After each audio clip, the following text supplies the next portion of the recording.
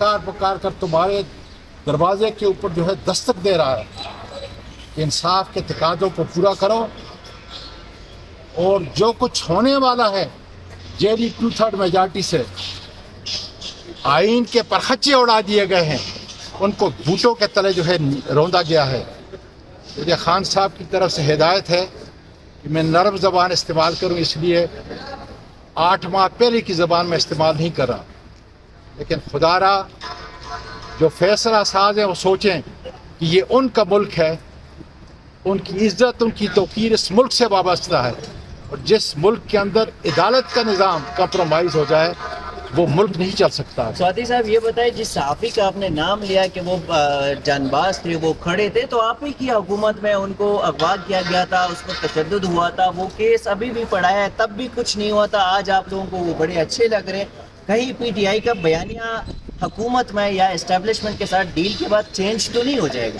آٹے میں نمک کے برابر ہے، جو کچھ اس وقت صحافیوں کے ساتھ ہوا تھا بالکل ہوا تھا، اس وقت یہ مذمت کی تھی اور آج بھی مذمت کرتے ہیں، لیکن آج جو کچھ ہو رہا ہے، کبھی کسی صحافی کے کپڑے نہیں نکلے تھے جناب علی، کسی پارلیمنٹیرین کے کپڑے نہیں نکلے تھے، کسی وکیل کے کپڑے نہیں نکلے تھے۔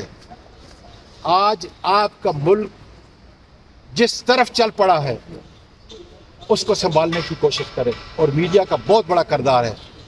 اللہ تعالیٰ نے ہمت دی ہے، ہم نے تاریخ کے اوراق سے سبق سیکھنا ہے، اسی طریقے سے جو ہے غلطیوں لے، اب غلطیاں نہیں ہیں، اب ملک کو عدالت تقریباً ملک کے ختم ہو چکے ہیں۔ جب ملک کی عدالت عظمیٰ کمپرومائز ہو جائے، اس کے فیصلے کمپرومائز ہو جائیں، تو پھر کوئی چیز بچ نہیں کی۔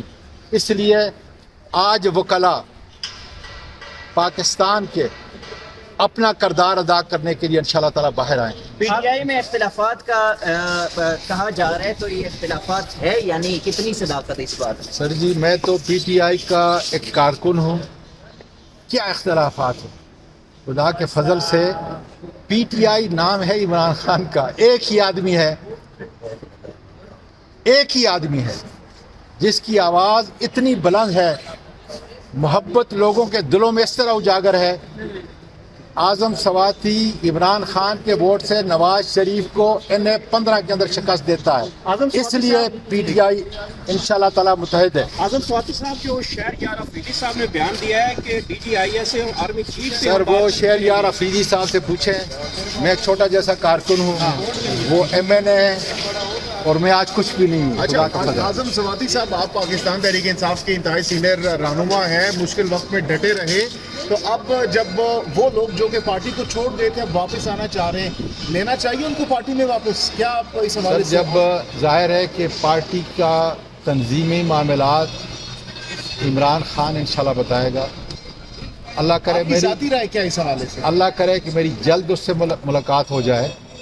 ظاہر ہے کہ خان صاحب جو ہے ہدایات دیں گے، میں بہت چھوٹا جیسا آدمی۔ ذاتی رائے کیا سمجھتے ہیں آپ؟ سر میری ذاتی رائے عمران خان کو رہا کرو، مہربانی۔